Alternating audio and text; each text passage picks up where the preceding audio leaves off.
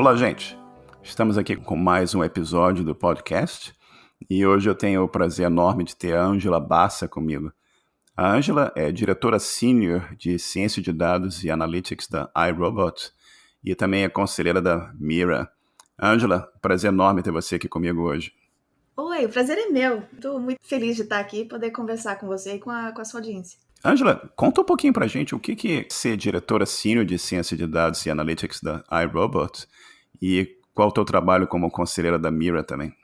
Na verdade, o meu trabalho na iRobot é um pouco sonho. Eu tenho a oportunidade de liderar uma equipe, são 40 profissionais. A gente olha e estuda e deriva aprendizado dos dados que a gente recebe da maior frota de robôs do mundo no quesito consumidor. E é muito, muito bacana, muito intelectualmente estimulante, mas é também muito pragmático, porque são robôs que estão dentro das casas das pessoas fazendo uma coisa muito corriqueira, muito normal, que é aspirar pó. Então a gente pode realmente fazer uma análise que chega na casa das pessoas muito imediatamente, o que é muito interessante no campo de ciência de dados, você ter essa visão. A Mira é uma companhia que foi fundada fazem acho que 6 anos agora, e aqui em Boston, e eles usam o que se chama Measurement-Based Care, que é cuidado baseado em evidência. E isso é para a saúde mental. São conselheiros psiquiatras, psicólogos, e usando uma plataforma que a Mira está desenvolvendo para providenciar os médicos, os pacientes a terem uma fundação mais qualitativa para monitorar a evolução do tratamento e para poder ver quanto o progresso tem acontecendo no tratamento, que é uma coisa que é muito difícil hoje em dia nas clínicas psicológicas e psiquiátricas. Então é isso, são 2 âmbitos bem diferentes, mas a minha carreira inteira até realmente a respeito de dados em várias disciplinas distintas. Então, para mim, o fio que une tudo realmente é a análise e a matemática e a paixão pelos dados e menos as disciplinas. Vamos voltar um pouquinho lá no passado, né? Você nasceu no Brasil, você falou aqui com a gente, você vive em Boston hoje. Como é que foi que você se interessou por computação? Como é que você começou a olhar essa área de tecnologia e dizer assim, pô, esse negócio é interessante, eu quero explorar um pouco mais isso. Conta um pouquinho pra gente essa fase da tua vida, por favor. Como você já pode notar, e provavelmente o pessoal que está escutando pode notar, eu não falo português muito fluentemente mais, eu estou aqui nos Estados Unidos já há quase 30 anos. Eu nasci no Brasil, estudei no Brasil, vim para os Estados Unidos com 14 anos, então, na verdade, a minha infância inteira foi no Brasil. E a gente veio para os Estados Unidos, eu vim com meus pais. O meu pai é engenheiro e ele foi transferido com o emprego dele. Minha mãe e eu viemos como acompanhantes na época. E, na verdade, para ficar nos Estados Unidos, tinha que realmente ser... Quer dizer, eu vim com 14, eu fiz a escola pública aqui e o plano sempre foi voltar para o Brasil para fazer a universidade, porque a universidade no Brasil era pública. A minha família não tem grandes meios, eu não venho de grandes padrinhos, né? Então, quando veio a época de fazer a faculdade, eu estava numa escola pública em West Virginia, que é um estado relativamente pobre, é o 48º estado, acho que dos Estados Unidos no quesito de educação. Então, para mim, o plano nunca era de ficar nos Estados Unidos, era sempre de voltar para o Brasil, talvez perder um ano, estudar para conseguir prestar vestibular, porque não ia ter história, não ia ter geografia, não ia ter nada. Mas aí meus pais e a gente pensou, se fosse para ficar, tinha que ser alguma coisa fantástica, tinha que ser absurdo para valer a pena. Porque para ficar, para simplesmente gastar o tanto de dinheiro que custa fazer uma faculdade como um estudante internacional, sem as bolsas nacionais, sem as bolsas americanas, tinha que ser realmente uma oportunidade única. Então, quando veio a época das faculdades, quando eu me graduei do colegial, eu fiz a college application só para os lugares mais absurdos. Um deles, vários deles, na verdade, o que é muito é uma memória muito, muito linda para mim de saber, de validação, né? Porque a gente não sabe até que alguém fala. Mas aí o MIT, o Massachusetts Institute of Technology, aceitou a minha ação, que foi uma coisa, assim, lúdica, uma coisa fora de qualquer plano que tinha. Então, eu fiquei, na verdade, na época eu tinha 17 anos, meu pai foi transferido de volta e eu fiquei aqui desde então, me formei em matemática. Meu primeiro emprego, na verdade, quando você estuda numa escola desse tipo, as companhias vêm recrutar. Então, eu tentei mandar o meu resumê, o meu currículo para vários lugares, mas realmente eu tinha colegas que estudaram comigo, que estavam trabalhando em companhias muito interessantes que colocaram o meu currículo na frente de recrutadores. Então, eu tive muita, muita sorte para entrar no mercado de trabalho.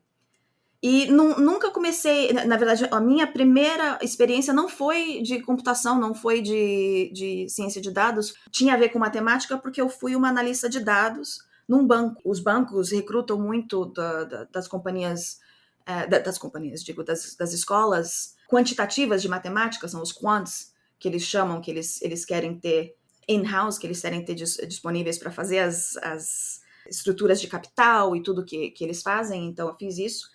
Foi uma experiência muito estranha. A minha personalidade não tem nada a ver com terno, gravata, sapato de ponta fina e aquela vida não era... Não, você tem que amar muito aquela vida, porque ela pede muito, é muito estressante.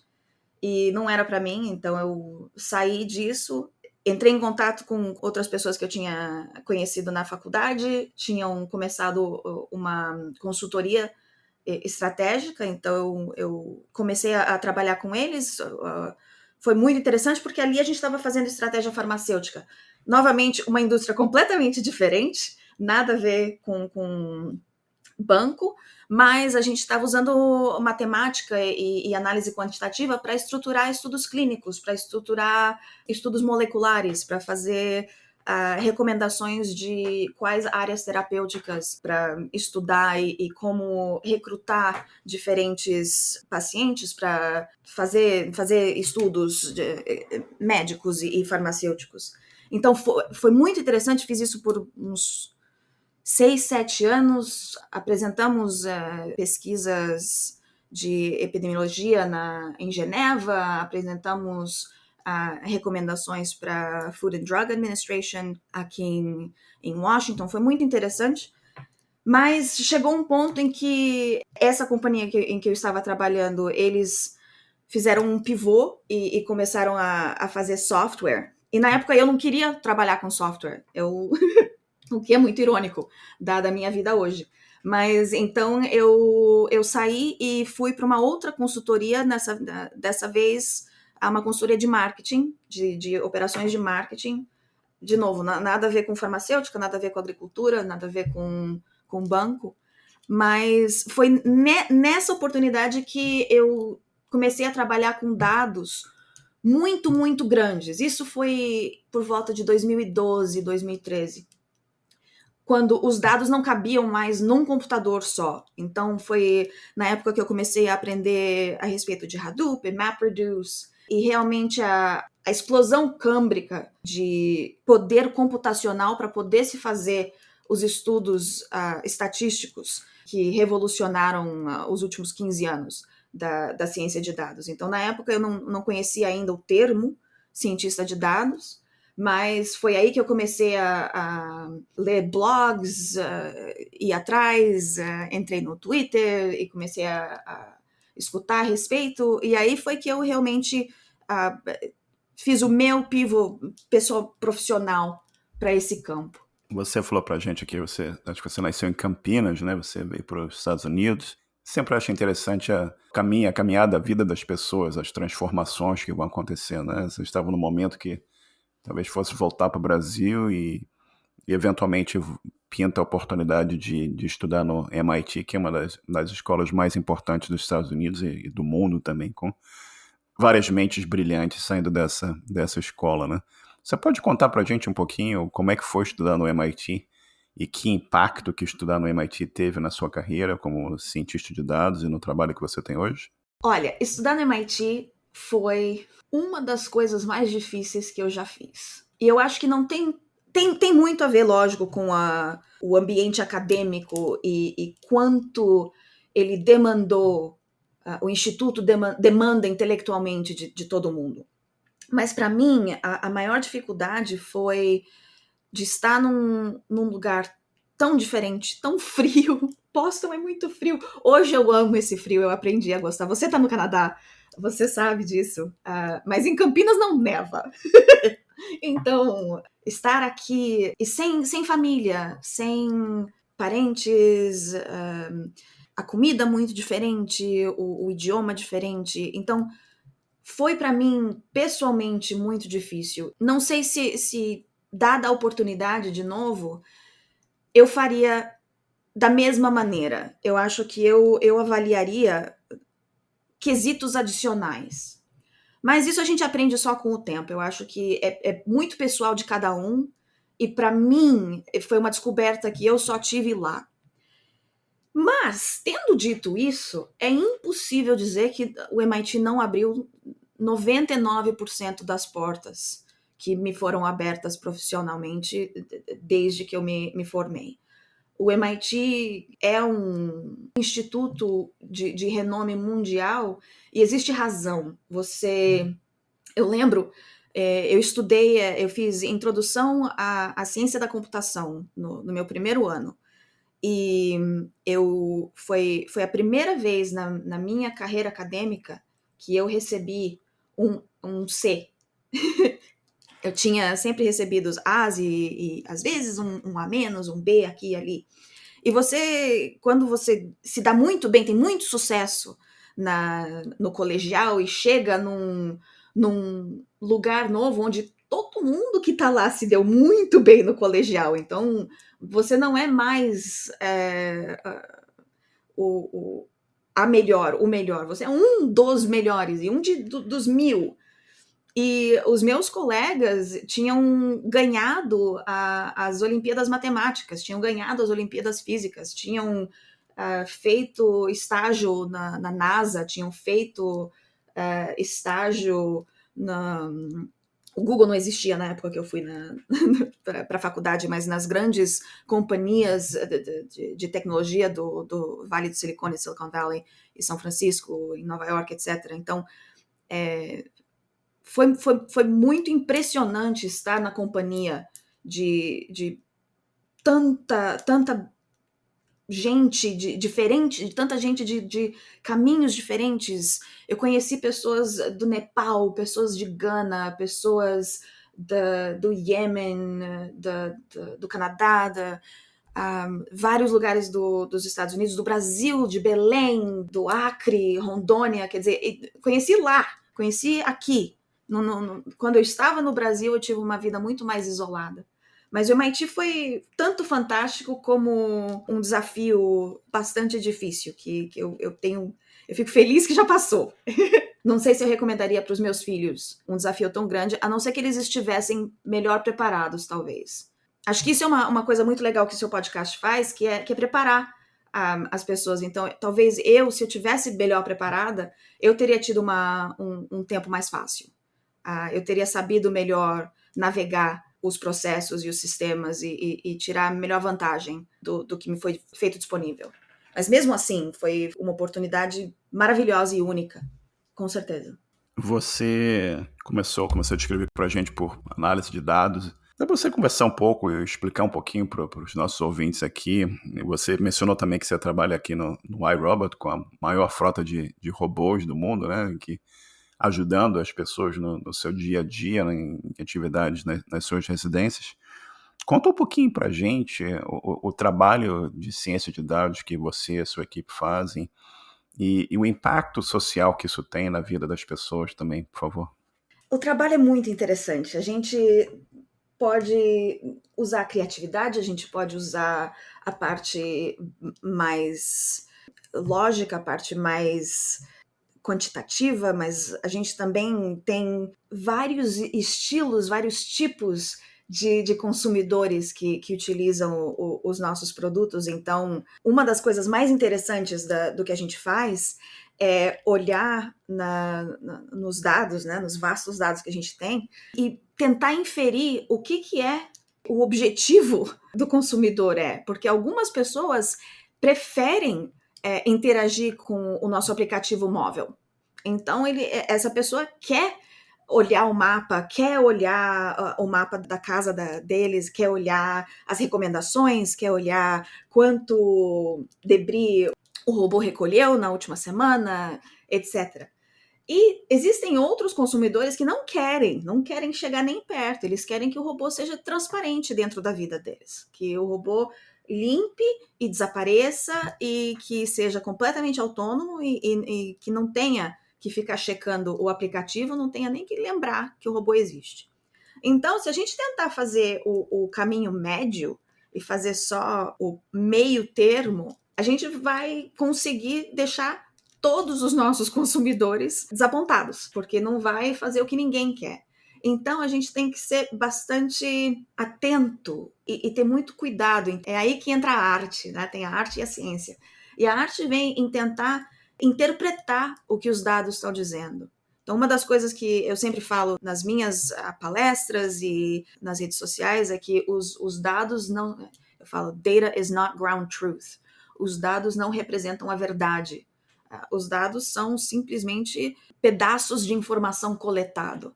Então, se você imaginar fósseis de dinossauros, né? Quando a gente olha um fóssil de dinossauro, você está olhando um tipo de dado, mas ele não te diz se o dinossauro tinha pena, se tinha cartilagem, se era azul ou amarelo. Então, é um tipo de dado e a gente tem que ter muito cuidado e muita atenção em como utilizar esses dados e o que interpretar, o que derivar. Então, ter uma frota de milhões de robôs que estão em todas os... Como é que chama time zone? Meu Deus, eu tô esquecendo as palavras em português, é humilhante. Fuso horário. Fuso horário, obrigada. Então, estão em todos os fusos horários, todas as culturas, todos os tipos de objetivos diferentes. Esse impacto a gente vê porque a gente consegue ver se os consumidores estão felizes com o produto, se estão usando, se estão recomendando, se estão comprando, se estão engajando com a nossa plataforma. Então, isso é muito interessante. E na Mira, o pessoal que fundou a Mira são tecnologistas que eu conheci aqui em Boston, o Mark Potter e o Hugh Berrigan. A missão dessa companhia me interessa muito. Eles estão tratando de um problema que é muito difícil. Quando você trata doença cardíaca, você tem marcadores biológicos que ajudam a monitorar a evolução do tratamento. Você tem as proteínas reativas, você tem batimento cardíaco, você tem a pressão arterial para monitorar a qualidade da situação. Com problemas de comportamento, com problemas psicológicos, estresse pós-traumático, com outros maládias, é difícil saber se existe realmente evolução. Quando eu estava trabalhando na área farmacêutica, um dos projetos que a gente teve na época era na área de depressão. E uma coisa que eu achei muito interessante, que eu aprendi na época, é que quando o paciente está num tratamento com um antidepressivo, e nos Estados Unidos os antidepressivos têm um aviso muito forte de risco de suicídio, suicidalidade, acho que se diz. A razão é porque o remédio funciona. Então a pessoa se sente melhor fisicamente, mas não ainda mentalmente. Então alguém que talvez estivesse muito deprimido para agir nos pensamentos negativos, o remédio faz com que essa pessoa melhore, então essa pessoa toma ações nos pensamentos negativos, porque os pensamentos não melhoraram ainda. Então pode ser uma ação muito negativa, mas que só ocorre porque o remédio está funcionando e a pessoa está melhorando. Então, como é que a gente consegue monitorar a situação de uma maneira que ajude um paciente a navegar e atravessar o tratamento para conseguir melhorar e conseguir ter o resultado? Todo mundo quer, que o médico quer, que o paciente quer, que os familiares querem, que a seguradora quer. Então, poder usar o conhecimento de dados que eu tenho, o conhecimento de computação que eu tenho, o conhecimento matemático e de modelos que eu tenho, mas também toda a bagagem da área farmacêutica que também pode ser usada, e acho que isso é uma coisa muito interessante, que talvez seja muito valiosa para o pessoal que está escutando. Eu não tracei esse caminho, né? É uma trajetória meio muito maluca. Foi mais sempre estar antenada, olhando quais portas estavam se abrindo, quais oportunidades estavam se abrindo e como é que eu consigo utilizar o que eu já conheço para ir num campo novo. E sempre pensando assim, eu entendo mais ou menos 60%, 70% do que é necessário entender para cada nova oportunidade. Então, isso me faz ficar engajada, porque aí eu tenho a curiosidade de querer aprender os 40% que faltam. E aí eu, tipo, puxo o tédio para longe e tem me servido muito bem para encontrar boas oportunidades profissionalmente e para conseguir ter um impacto social também. Sim, você nem sempre tem todas as respostas às perguntas, né? Você tem que ir evoluindo, adaptando e melhorando onde você está e indo no próximo caminho e ver onde aquele caminho vai te levando. Você falou aqui um pouco mais cedo sobre chegou um momento que os dados não cabem só num computador, né? Você tem aqueles dados espalhados, volumes imensos de dados, e você começa a olhar tecnologias como Hadoop e outros. Você poderia falar um pouquinho mais sobre esse problema, sobre o poder computacional para você poder lidar com esse volume absurdo de dados e como é que funciona isso? É um problema para mim muito interessante. E eu olho esse problema de dois lados. Então, tem a área de Big Data, mas também tem a área de Small Data. Então, quando você está falando de Big Data, que é o centro da sua pergunta, né? Quando você tem um programa tipo o Microsoft Excel, onde você consegue colocar muitos dados dentro. Esse programa evoluiu muito desde quando saiu inicialmente. Então, você consegue analisar milhões e milhões de fileiras de dados. Mas quando existe um momento em que a quantidade de dados excede o espaço disponível. Então, se você está olhando todas as transações comerciais de uma grande marca de consumidores, pensa uma L'Oréal, uma Danone, todas as transações de toda uma região metropolitana, tipo um Rio de Janeiro, um Paulo, Xangai, que seja, por 3 meses, você vai ter trilhões de pontos, às vezes quadrilhões de pontos. Então você começa a passar de megabytes para gigabytes, terabytes, petabytes, começa a ficar muito, muito, muito grande. Então você conseguiria tentar fazer isso no Excel ou instalar o Python e rodar tudo dentro de um computador só que não esteja conectado com mais nenhum outro computador. Mas vai acabar a memória útil do computador e o computador vai travar. Então, isso é o que eu quero dizer com o poder computacional, é quando você tem dados que precisam ser acessados de uma maneira específica para que o processo computacional possa acontecer. E quando você começa a ter que prestar atenção não só nas variáveis, mas também na ordem em que isso tem que acontecer para que não sejam introduzidos erros e vieses, bias, começa a requerer uma atenção, uma sofisticação que necessita um treinamento um pouquinho maior. Então, em 2012, 2013, não existia o ecossistema que existe hoje. Então, hoje você tem Cloudera, você tem vários criadores no YouTube, você tem, quer dizer, antes era um pouco difícil porque existia uma escassez de informação. Hoje talvez seja difícil porque existe muita informação. Mas eu diria que o mais importante é ter um problema interessante, porque se o problema é interessante, a curiosidade leva a pessoa a encontrar o processo educacional que melhor se casa com isso. Mas o outro ponto que eu estava falando, né, são 2 pontos, o Small Data é que uma das companhias com que eu trabalho, a iRobot, faz aspiradores de pó, são o Roomba. Não é um satélite, é um aspirador de pó. Então, o poder computacional dessa maquininha é muito restrito. É um chip computacional tipo de um celular Nokia, Motorola de 7, 8 anos atrás. Então, o outro ponto que a gente tem que prestar atenção é todos os modelos que a gente cria de visão computacional para conseguir, para o robô conseguir saber aonde ele está dentro de uma sala, dentro de um quarto, para ele se localizar e navegar qualquer percurso. Isso tem que acontecer dentro de um computadorzinho bastante restrito também. Então, a gente tem essa arte, essa ciência de como quantizar os nossos modelos para que eles não exacerbem, né, os long tails, as partes estranhas dos modelos estatísticos não fiquem exacerbadas por causa da restrição computacional.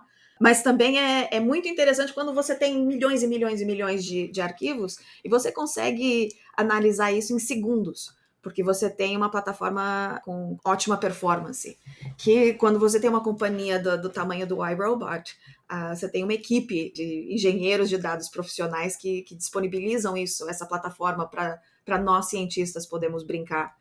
É o melhor dos dois mundos. Quando a gente olha para trás, aqui a gente estava conversando antes da entrevista aqui sobre... Eu comecei 13 anos e computação era bastante diferente do que é hoje, né? Você não tinha celular, você não tinha GPS e data science, ninguém falava sobre data science. Inteligência artificial era coisa de filme de ficção científica, né? Self-driven vehicles era coisa que era filme de ficção científica. E essas coisas todas estão aí, né? Você tem o iRobot, você tem o Roomba na sua casa, limpando a sua casa e tal. Coisas diversas ajudando a vida das pessoas. Como é que você acha que os próximos 30, 40, 50 anos aí vão parecer? O que você acha que a ciência de dados, a inteligência artificial, você tem uma... Eu entendo que basicamente não é um crystal ball, né? Mas o que você jogaria para os nossos ouvintes aqui em termos de coisas que você acha que vão evoluir e vão tomar forma nos próximos anos? Para uma pessoa cuja profissão é prognosticar, não sei, eu hesito um pouco. Eu acho que existem algumas apostas mais fáceis. Tipo, a inteligência artificial generalizada, eu acho que está muito distante. Existem pessoas que entendem muito do assunto que discordam, que acham que a inteligência artificial generalizada está há 5, 10 anos. Eu não acredito nessa previsão. Eu acho que está muito mais distante porque, como eu vejo todo dia no meu trabalho, todas as casas são diferentes. Existem, às vezes, 2 dispositivos que usam o mesmo robô dentro da mesma casa, do mesmo mapa, e usam completamente diferente. Então, a gente conseguir inferir quem está usando, quando, como, por quê, já é difícil. E nós somos uma equipe de vários seres humanos com inteligência natural. Imagina uma inteligência artificial conseguindo fazer isso sozinha, se autoprogramando. Não vejo isso no curto prazo. Também não acho que automóveis autodirigíveis generalizados estão no horizonte. Mas eu acho que existem aplicações da tecnologia que estão muito próximas. Por exemplo, eu imagino que existirão áreas dedicadas de autoestrada para caminhões de longo trajeto que utilizam essa parte delineada separada e tem um ser humano presente, mas que não necessariamente esteja no volante 100% do tempo. Então, eu acho que existem jeitos de se utilizar essa tecnologia. E a tecnologia está explodindo, sem dúvida nenhuma. Eu acho que a visão computadorizada, computer vision, vai ficar muito mais presente. Eu acho que as pessoas talvez nem saibam, nem notem quão presente já é essa tecnologia, quer dizer, atualmente no conflito que está acontecendo entre a invasão da Rússia na Ucrânia, as Forças Armadas da Ucrânia estão usando essa tecnologia para identificar criminosos de guerra russos, quer dizer, isso está sendo usado não só nas grandes cidades, não, está sendo usado de maneira completamente compreensiva. Então, as maneiras como vão ser utilizada essa tecnologia, seria interessante que houvesse um pouco mais de atenção e talvez regulação. E outras coisas são os modelos de linguagem de alto tamanho, os Large Language Models.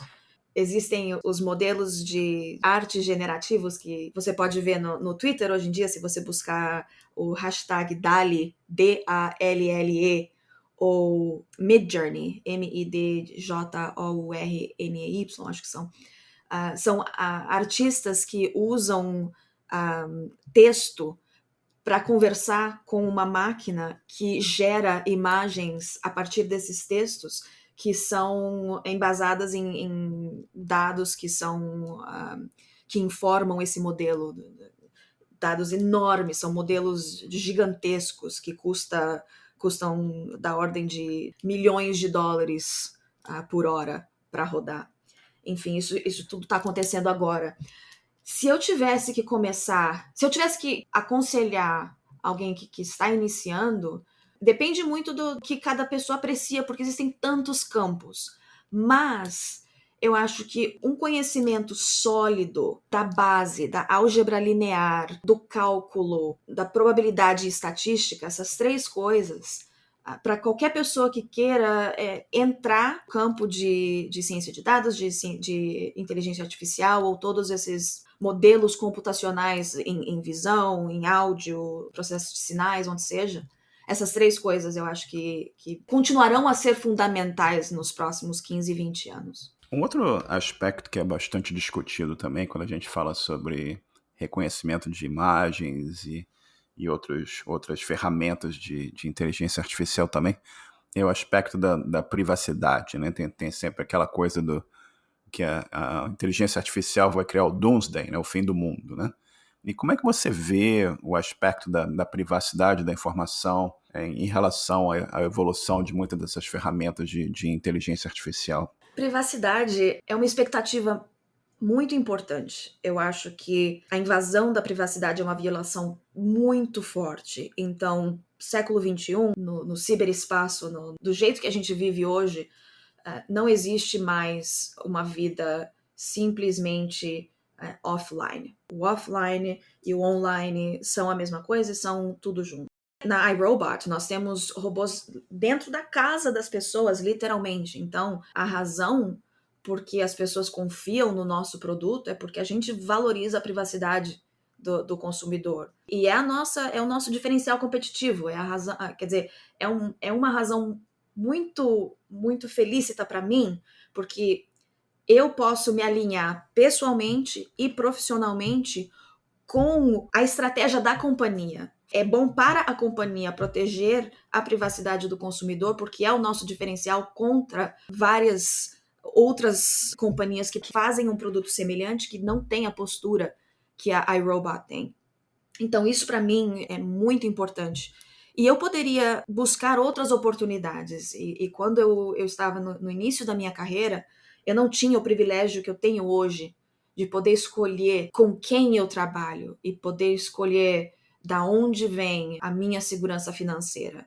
Isso não é algo que muita gente pode fazer e eu reconheço o privilégio que é. E eu sei que eu deixo de ganhar dinheiro em talvez outras companhias, não tem a postura filosófica a respeito de privacidade e a respeito de muitos outros temas que a iRobot e que a Mira tem. Então, privacidade é muito importante. No quesito de tratamento psicológico e comportamental, é tudo. Quer dizer, se um paciente não confia que tudo que está sendo discutido é mantido em alta confidencialidade, não existe trust, não existe como o tratamento funcionar. Então, eu pessoalmente acho que é muito importante as pessoas tomarem conta da própria privacidade.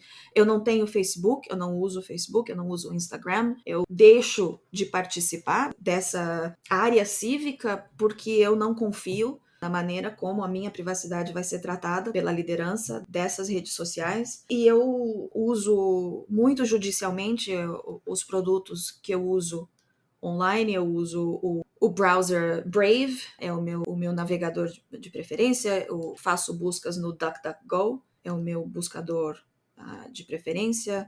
O meu e-mail eu pago para que as minhas mensagens não sejam utilizadas para criar modelos de linguagem, etc. Então, mas eu sei que é um privilégio. E eu sei que no dia de hoje, não ter uma conta de e-mail é pior do que ter uma conta de e-mail numa companhia que você talvez preferisse que pudesse ter uma postura diferente. Mas eu estou de acordo, eu acho que privacidade é uma coisa muito importante e eu acho que vai ser mais e mais importante, vai ter mais presença. A lei na Califórnia já tem muito mais proteção do que em vários outros estados, no estado do Minnesota também. A União Europeia tem um ato de proteção de dados muito forte, o Brasil tem também um ato muito forte. Então eu acho que vai começar fragmentado, mas em algum momento vai existir uma estandardização da expectativa do que pode e não pode ser utilizado sem conhecimento explícito dos consumidores. Você lida com tanta coisa interessante, com tanta tecnologia de ponta, e tem alguma outra coisa dentro da área de tecnologia em geral que você não necessariamente usa ou trabalha hoje, mas que você gostaria de eventualmente trabalhar um dia e explorar um pouco? Tem alguma coisa nesse sentido? Nossa, tem muita coisa. Tem muita coisa. Eu nunca trabalhei na área ambiental. Eu acho que eu gostaria muito de fazer análise na área ambiental. Eu trabalhei com agricultura, que é adjacente, e nas áreas biológicas, que é adjacente, mas, como eu disse, eu gosto de conhecer tipo 60% de uma área, então a área ambiental eu acho que seria muito interessante. A área de aeronáutica, eu acho que seria muito interessante existir. Os investimentos são muito caros, o risco é muito grande, então a análise de risco é muito valiosa nessa área e conseguir fazer a segurança nessa área seria muito interessante também para mim. Existem tantas aplicações de ciência de dados que estão nascendo, porque hoje o que teve maior desenvolvimento, eu diria, são as ferramentas. O modelo Prophet que veio do Facebook, ou PyTorch, ou todas as plataformas que o Google faz disponível, que a AWS, a Amazon faz disponível, quer dizer, todas essas ferramentas estão disponibilizando agora que as companhias de legacia que já existem faz muito tempo estão começando a utilizar todas essas ferramentas, que na verdade é o que aconteceu com a iRobot. A iRobot é uma companhia que tem 30 anos já. Quer dizer, é uma companhia de tecnologia de ponta, mas é uma companhia que tem 30 anos, já está há muito tempo. Então, eles não tinham ciência de dados no DNA deles. Eles tiveram que imbuir isso e evoluir e transformar a maneira como eles tinham os processos internos para aprender a usar os dados para informar decisões e estratégia interna e não só informar o produto e os features do produto. Então, eu acho que isso é o que está acontecendo em várias disciplinas. E eu só trabalhei sei lá, 7, 8 disciplinas, então tem muito mais que eu acho que seria interessante. Mas, por enquanto, a robótica e a Tem psicologia me alguma deixam bastante pergunta ocupada. que eu não fiz até agora que você gostaria que eu tivesse feito? Eu acho que a única coisa que... E isso é global. Eu li essa semana uma entrevista de uma representante governamental britânica dizendo que as meninas não gostam de estudar a física e a matemática. Então, isso não é algo do terceiro mundo, dos países em desenvolvimento, do sul global. Não, isso é presente em São Paulo, em Londres, em São Francisco. E eu tive isso na minha carreira. Eu já tenho uma carreira profissional de quase 20 anos e eu tive várias experiências. Quando eu me formei, eu estava fazendo entrevistas de trabalho, um entrevistador me perguntou se eu planejava engravidar e quando. Quer dizer, é uma pergunta ilegal nos Estados Unidos, e daí? E eu ia falar o quê? Então, eu acho que isso existe, eu acho que é negligente a gente não preparar meninos e meninas para saber que existe e que é importante todos não deixarem acontecer. Então, quando um homem vê isso acontecendo e não está de acordo, tem que falar alto e tem que dizer não. E contratadores têm que saber que não pode tolerar e que a cultura de uma companhia tá a pior coisa que se é tolerada, não do que está escrito no plano de estratégia. Então, isso é uma coisa que eu acho importante trazer à tona, é um assunto chato, mas que eu acho que é válido, que os homens e as mulheres têm as mesmas capacidades, eles e elas têm experiências vastamente diferentes, são socializados vastamente diferentes, e isso faz com que eles e elas tragam experiências diferentes. E isso faz com que um time, uma equipe, seja mais resiliente, seja mais robusto. Então, quando eu contrato sem nunca descontar a qualidade, a competência técnica, mas também a qualidade e a competência pessoal, na experiência, na empatia, na habilidade de comunicar-se, na habilidade de avaliar risco e todas essas outras coisas que são tão importantes quanto a habilidade que alguém tem em escrever um for loop. Eu acho incrível que em 2021, não, 2022, né, a gente ainda tenha que lidar com perguntas como fizeram para você, ainda tenha pessoas que ajam dessa forma incorreta, né? E como você mencionou, é extremamente importante que todo mundo trabalhe para mudar e melhorar essa situação para todos, né? E realmente é incrível. Planos para o futuro? O que você pode compartilhar com a gente que não seja segredo profissional? Olha, eu acho que o que mais consome o meu tempo agora são os meus filhos. Eu acabei de ter uma filha que tem 5 meses, e eu tenho um filho de 4 anos, e eu ainda não consigo planejar muito mais do que 36 horas em antemão, porque eu não estou dormindo ainda. Eu ainda tenho que acordar de noite. Mas assim que eu conseguir dormir um pouco mais e que a vacina anti-Covid esteja disponível para as pessoas com menos de 5 anos de idade, acho que aí planos vão envolver coisas muito mais interessantes. Por enquanto, o plano é conseguir dormir, se Deus quiser. Excelente plano, entendo perfeitamente, já passei por isso também, perfeitamente. E, Ângela, você teria alguma sugestão ou dica de livro, música, filme ou alguma outra coisa que você goste, que você gostaria de compartilhar com nossos ouvintes? Nossa, tem tanta coisa interessante na TV, nos streamings.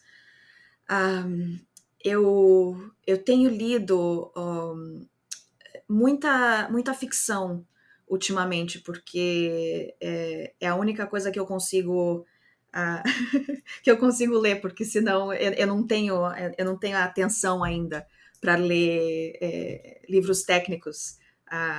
Ainda não voltou isso. Eu tenho assistido Junk, para falar bem sério. Bridgerton foi uma delícia, The Gilded Age foi uma delícia, realmente assistindo coisas escapistas, porque a situação atual global está um pouco triste, um pouco bárbara. Então, essas são as recomendações pessoais para escapar um pouco do conflito, mas eu acho que recomendações técnicas que eu recomendo para todo mundo. Eu acho que tem um livro que é chamado Working Backwards. Eu não conheço, eu não sei o nome em português, mas deixa eu ver, ele é Colin Bryar, Bryar. E é um livro muito interessante a respeito de trajetórias de projetos, mas eu acho que é bastante interessante também para trajetórias profissionais das pessoas. Quer dizer, se você quer chegar em algum ponto, como é que você escreveria o press release, o documento de relação pública que é promovido, dizendo por que você conseguiu alcançar X, Y ou Z? E aí, usar isso como o mapa para conseguir alcançar a meta que você descreve dessa maneira. Então, é um livro muito interessante e me ajudou bastante. E acho que ele tem o quê? Tem uns 2 anos. Ele é mais ou menos recente, na verdade. Perfeito. Mais alguma sugestão, recomendação que você tem? Um outro livro que eu recomendo para todo mundo, da Olivia Cabani, chama The Charisma Myth, o mito do carisma. Eu recomendo para todo mundo porque existem pessoas que acham que não podem dar palestra, não podem ser desenvolto numa entrevista porque não tem carisma, porque não sabe se promover, se autopromover. E eu tinha muito disso. Eu sou pequenininha, tenho 1,5 m quase, 1,52 m na verdade. E eu não tenho presença, e eu estudei teatro e fiz aula de improvisação e para perder um pouco dessa vergonha. E esse livro me ajudou bastante também. E eu recomendo para quase todo mundo da minha equipe e que eu mentoro. E você quer divulgar alguma coisa de rede social? Sei que você é bastante ativa no Twitter. Tem alguma coisa além do Twitter que você queira divulgar aqui para os nossos ouvintes? A única coisa que talvez seja valiosa, tem um grupo de pessoas que são os Data Helpers, então os ajudantes dos dados, datahelpers.org, e são pessoas que se disponibilizam a ajudar entrantes, novatos no campo de ciência e análise de dados. Então, é um site que eu coloquei e que de vez em quando eu recebo novas recomendações de pessoas que querem se juntar e voluntariar, mas também de pessoas que estão buscando ajuda e buscando o conhecimento e expertise. E existem várias pessoas que estão presentes lá também, que têm muito conhecimento em várias modalidades. Talvez seja valioso para o pessoal escutando também. E você pode sempre me encontrar no Twitter. Eu tô @angebassa, ANGEBASSA. Ô, Ângela, a gente conversou aqui por mais ou menos 1 hora e eu queria te agradecer, é um privilégio aqui ter conversado com você. Muito obrigado pelo teu tempo aqui e espero que em breve você esteja dormindo bastante bem novamente. Eu que agradeço. Foi muito bacana. E agradeço Forte os abraço. bons votos. Um forte abraço.